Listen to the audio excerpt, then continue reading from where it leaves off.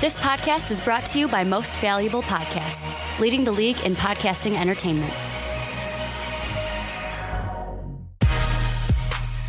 Welcome, ladies and gentlemen, boys and girls, children of all ages. This is the Fast Break Podcast. I'm your host, Sean Anderson. Alongside me is Ricky Widmer. What's up, what's up? Even the finger guns, it's like, holy shit, it is on. Dave Oster. What's up, what's up? Fucking hate you two. Fucking hate you two.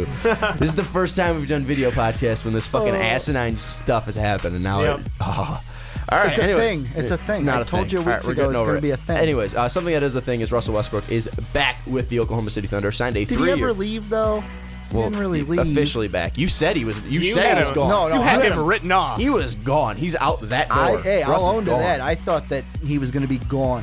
Traded, gone away, didn't think this was going to happen. It basically what we said happened. Though. Instead, he literally just looks amazing and makes Kevin Durant look like a deuce to all of Yeah. Oklahoma City. Basic, But in the end, if he doesn't get a ring, does he really look that great? Yes. That's the point of it. basically, what we said Does happened. Carl not look good in... Basically, But we're still talking about Jordan over hold on, Malone. stop. Basically, what we were talking about is if he signs before the season, then he's gonna be a Thunder. If not, then we might see him moved at the trade deadline. Yep. He ends up signing 3 years, $85 million. We're also gonna be talking about Michael Jordan's comments about Russell Westbrook, and then we're gonna be ending it with the Philadelphia 76ers selling ads to StubHub to be placed on jerseys. The first actual professional team in or out of the big four of the MLB, the NBA, the NHL, and NFL selling ads on their jerseys, and we're talking about if that's a sign to come. But let's jump into the Russ stuff. We already talked about it. Russell Westbrook signing a 3-year extension, $85 million to be to come back with the Oklahoma City Thunder. Like we said, if he signs before the contract, or if they have a chance to sign him,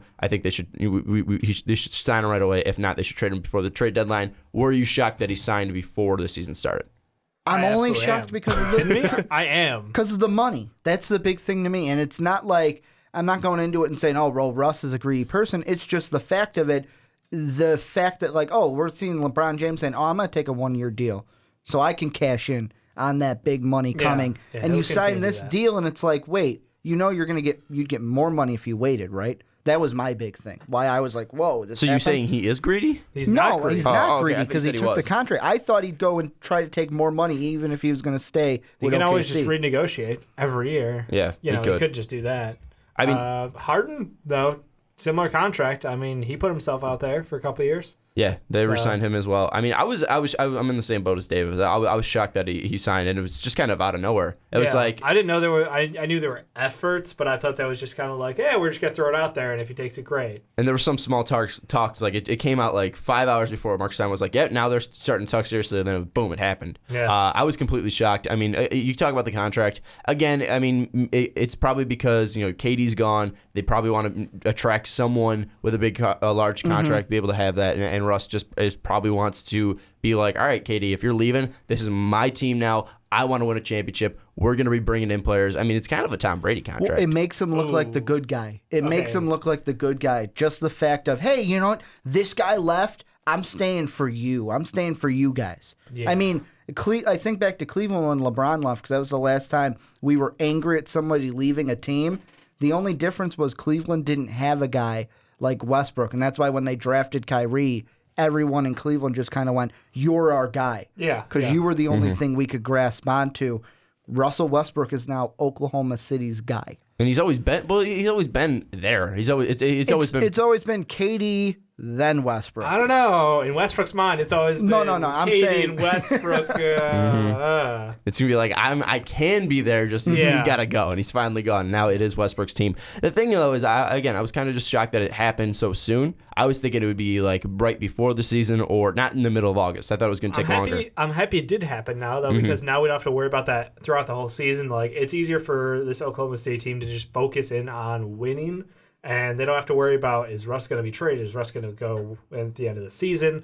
This whole thing looming over their heads for 40-plus games until the mid-season mark, that'd be terrible. That'd be absolutely terrible. So now they just get to go out there, they get to win, and now they get to plan their team around having their staples in for this roster already set. They know their keys, and they know what they need to go pick up in this next offseason. Well, and I mean, on top of that, I kind of feel like if a deal didn't get done by the start of the season, then that management in OKC goes, okay, now we start the trade talks because we don't want to lose another guy for nothing. I mean, in order for this to get done, I feel like it had to get done before the season. Like I said, my biggest question was, why wouldn't you want to cash in for that big money? But, I mean, he'll still be able to cash in on that big money when his contract's fully up. He'll still be able to get 5 years, that player option. But he wants to be, to me, it came down to, you know what? I can look like the good guy. I can be, because here's another thing I thought of. But I don't think it's more of like a moral high ground. He's not. Here's another thing I thought of after we recorded the podcast, and I said, oh, well, he could leave. If you leave, you're going somewhere, the expectations are going to be skyrocketed. Especially, I'm just going to throw out the Lakers, because that's where I thought he was going to go. He goes to L.A. L.A. has extreme expectations for him. And if he doesn't live up to those, he's a failure. He can sign this contract with OKC, be good, never, like, I'm not saying he's not going to, but he could never win a ring and still be loved in OKC just because of this. I'd agree with you on that. Yeah, I agree with that the expectations are now lower, and that if he retires the Thunder, then it doesn't matter. Plus, if he's already made his ring. name in OKC, so it's easier to stay. But the thing is, the thing that you were kind of saying, that it was like he wants to be the good guy. Did you kind of think it was like, is that his main motivation, that he wanted to look good? Like it was kind of more of a PR move? And that's the thing. I don't know if it's him, but I wouldn't be surprised if someone in his PR circle said, hey, Russ, this would make you look like a great guy, right? Or if someone mentioned it to him, because it makes him look fucking sparkling compared to what KD just did, burning the jerseys and everything, making him the villain. This makes Russell Westbrook look like the hero. I mean, it does. I mean, from a PR standpoint, it is. But I mean, I don't really think this was PR motivated. Yeah, I think it was. No, I'm not saying it's PR motivated. I'm just saying I wouldn't be surprised if someone had said, hey, you know how good this would make you look? Yeah, but like publicly, KD and Russ have always been, best friends, and they're really good talking to the media. I don't feel like it was ever like a problem that Russ was looked down on, like he was a bad image out there to the league. I mean, I'm not saying with him. I'm saying in comparison to KD now, because KD is the complete villain in everyone's minds. I don't really. Is KD now a villain? I think so. You watch the media now, it's KD the villain, blah, blah, blah, blah, blah. And we're like painting him as... I think KD's the villain. We're painting him like LeBron when he left for Miami. Golden State's kind of the evil empire right now. In my eyes, I mean, they're the people like people are gunning for. They're the people that people need to beat. And now you bring in a guy like Kevin Durant. Now it's like, well, now you're kind of buying your team. Like that's what it kind of feels like, even though they did build their team before they brought in Kevin Durant. But still, I would say that if there's a villain or a team that people are going after, it's definitely the Warriors. Fair enough. So, I mean, with the thing, though, is I don't think it's PR motivated. I think him being supplanted in OKC, I think his legacy does mean a lot to him. I think maybe the city of Oklahoma City, how much they have come around Russ, that also has helped him. And I think maybe it's just more of a I don't want to leave thing. And we still, he's not locked up long term. He's not locked up for this many years, but obviously NBA contracts don't work that way. But still, do you think that this contract signing is kind of pushing him more towards an OKC lifer? I would say so, because the one thing, and it's more now, if you're Sam Presti, if you're that organization, it's immediately I'm thinking, how do we build around him? I'm already kind of thinking about next offseason. I mean, they need to. They lost Kevin Durant. Yeah, you lose KD, but it's one of those things where, okay, we got the guy. We still have something to build around that is a top star in this league. Top 5 Let's player. get on it now. Yeah. They Let's did, get on it now. But the thing is, though, do you think they're out of playoff contention right now? Because No. I think with Russ, I think they're definitely okay. Because it kind of sounds like they're rebuilding to get back there. No. I mean, Here's the interesting thing that I think for them coming into the season. The last time we saw a Thunder team that was mostly Russell Westbrook without KD was when KD had that injury. Right. They were subpar. They were, I want to say, what, 6th or 7th? They were bottom half. They were bottom half. They just missed out on the playoffs. Yeah, they just missed out on the playoffs. They were a 9 seed. Yeah. This is going to be different than that. I still have them in the playoffs, but I have them as that 6th, Well, this 7th, team's like, better. below. Yeah, than that this team team anyways. is leagues ahead of that team. I just, at worst, I think they fall from the top 4. They fall into the bottom 4, but they're still playoff teams. I would say they're going to be competing with the Clippers around that area. Yeah, I mean, because you still have Adams, you still have Enes Kanter, and then they brought in Oladipo. You still have Roberson, who's very athletic. Yeah, I mean, you've got some bench guys who definitely can shine, but I mean, just losing Kevin Durant, it's weird to say, but like, yeah, you're going to drop out 15 wins, possibly, maybe 10, somewhere in that range. But look, Russ can still go out there, and we've seen what he can do without Kevin Durant on the floor. He's going to light it up, go for triple-doubles every single night. And now they got two guys down low who can play pretty well in tandem, and I'd like to see them do that more. If they start going to that lineup more often, this team is very dangerous, and I think they go right back into the playoffs without a problem at all. The one thing for that, though, is when they do go Steven Adams and Cantor there, that's going to make that team very slow. And, I mean, defensively, I know how well Adams is, but, I mean, one of those guys defending a power forward, that's going to probably, if they go against slower teams, I see that happening. But, we might have to see Ersan Ilyasova in there just because he is more versatile there. So, I mean, but they do have those pieces. I mean, we're just saying they need to put someone from their bench into the starting lineup. I mean, the thing about the Thunder is we saw Billy Donovan grow as a head coach, so that's obviously a big plus there. He had his moments in the playoffs and actually out-coached people like year one. I was like, oh, shit. Yeah, and we see how much this team is deep, at least from a bench standpoint. We see that they have a lot of players that can step in and be contributions. Obviously, we see the star there in Russell Westbrook. Do you see them being a top 3 team in the West? Top 3? No. That is... I mean, Golden State and San Antonio, 1 and 2. Yeah, I'd put either I think the Blazers are going to be better this year. I'm putting either Clippers or Blazers at 3. But, I mean, looking at this team, though, Russ is better than Dame. I mean, we could say that. Yeah, but Dame also has CJ.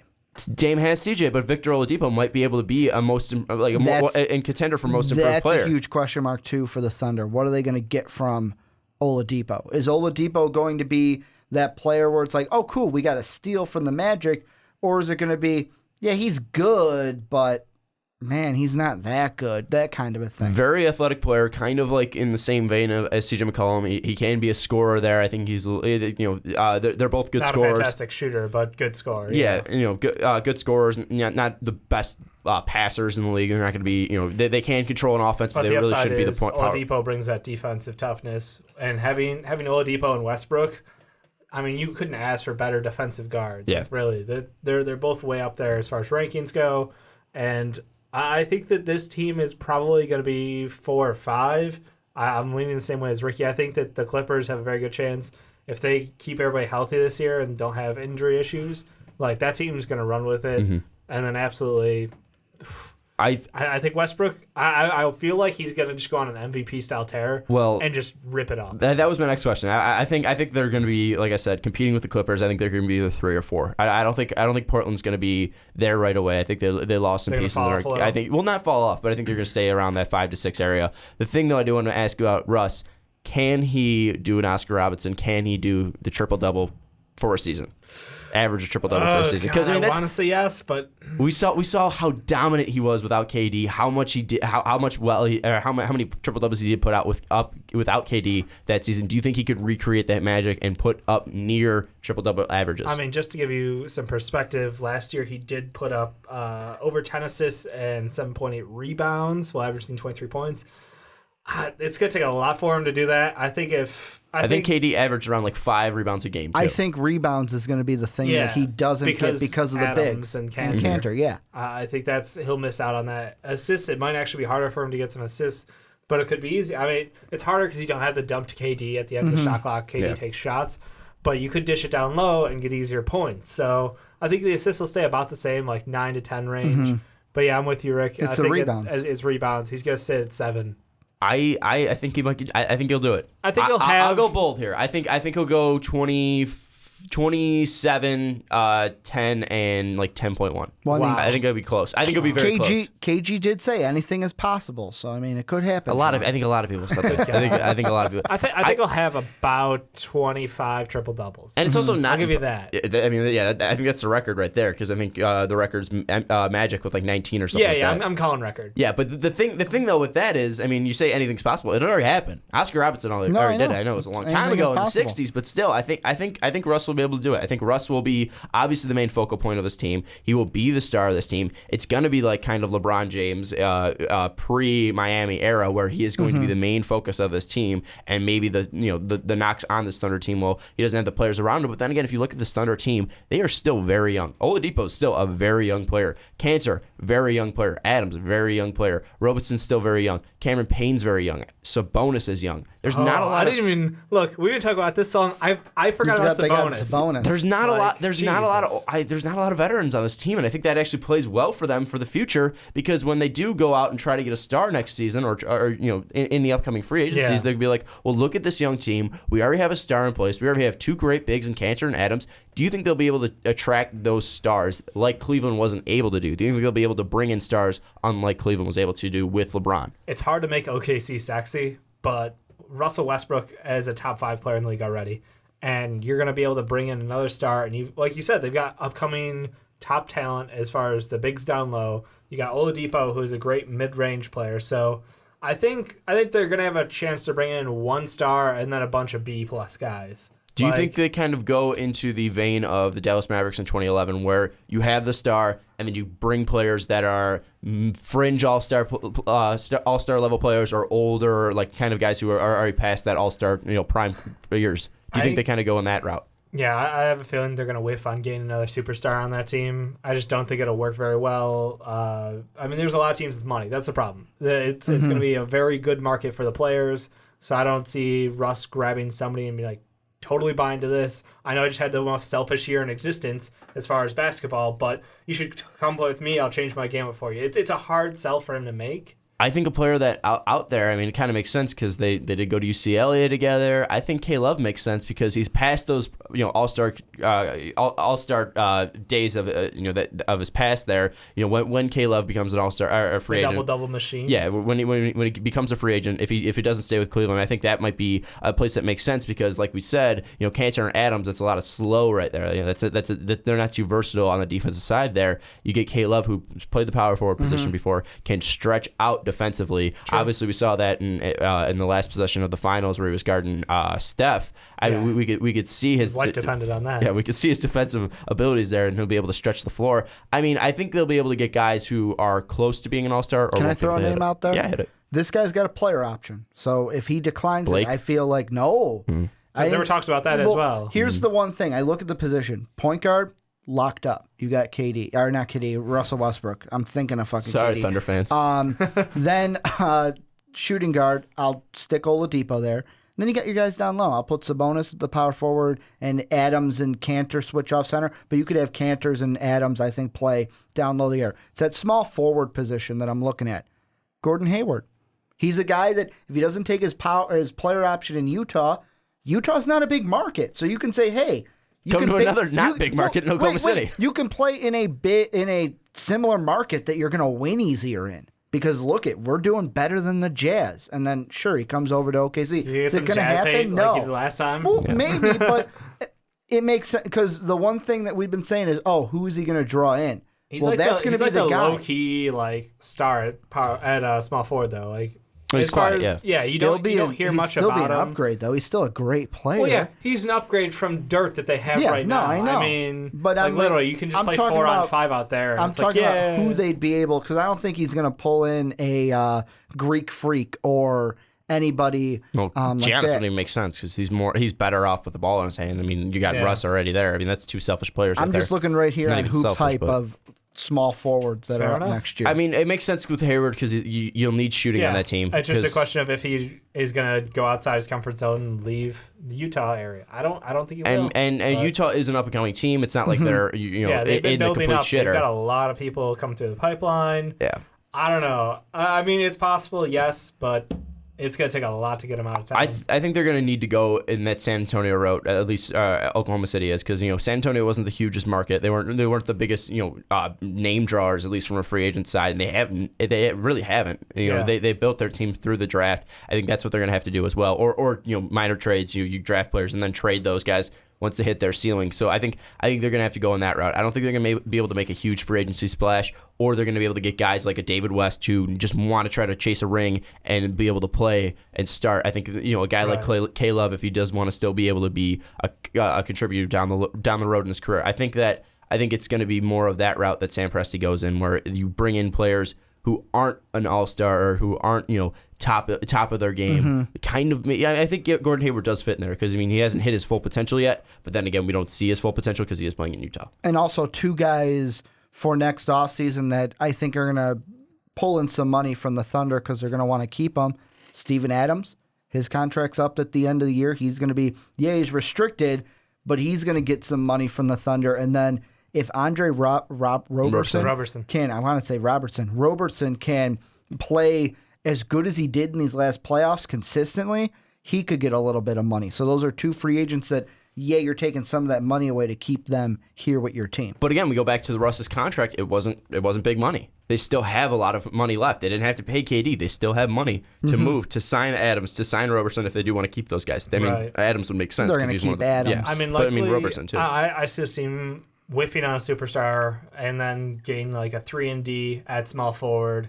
Someone in the lines, I'm not saying Jay Crowder, but someone in the same range as Jay Crowder. I mean, there's a lot of guys out there who fill the same niche, but it's just kind of like generic. Go the Magic route.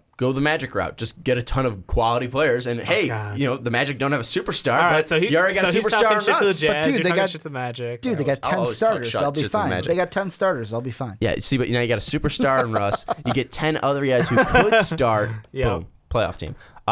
Do you think Russ will win a title in Oklahoma City in his tenure there? Nope, not right now. Can't see it right now. Anytime in the future. I think it's possible. Can't see it at this point in time. I can't see it ever. He's gonna go the next 12 years without one. At this point in time, I cannot see it. Ask me 6 years from now. That may change. Ever. Yeah, I think he's got a shot. He's got a shot. I will say that he never wins one as well. I will just say that he's going to be in the John Stockton, Karl Malone era where he's not able to win it there. I think it's nothing against Russ. It's nothing against Oklahoma City. I think this. Well, you got to look at the other players. teams, and I just look at this offseason just for overall. Yep. You got to play with LeBron in the super team right now. So, but what if he makes OKC the next super team? But I'm saying right now, I mean, I'm looking at the Pacers and the Celtics. Those teams are. Right now, I look at their future and I go, wow, brighter than OKC. Well, the Pacers I don't know have about the Pacers. 3, maybe 2 years of like this golden Paul George era where they've stacked a lot of aging veterans around him. They're very good now, but will deteriorate just as quickly. Yeah, I'm not too high on the Pacers for the future. Long term, no. Paul George Celtics, is fantastic. Yeah, no, nothing taken away from that. Yeah. Paul George is amazing, but the Celtics, they've got all the youth. They've got a ton of guys coming up.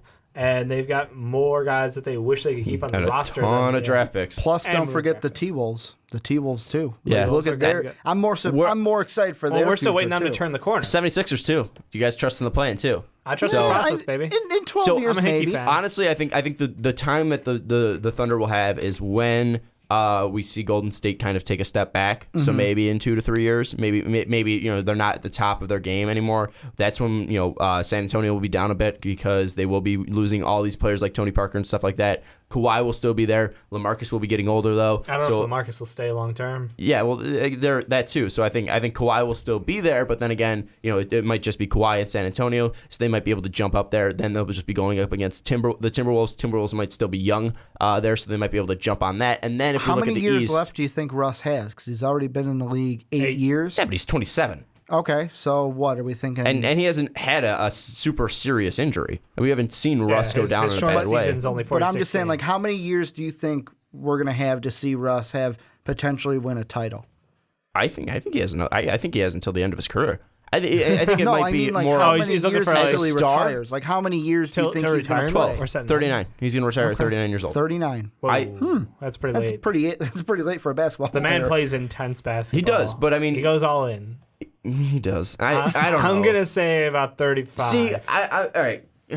Kobe was 37 too. I don't know. Kobe did make 37. Kobe without played 20 that injury, years. Kobe would have played longer. Kobe played 20 years. I'm not saying Russ is Kobe, but let's give him 16. 16 years. How old would we be then? I don't know.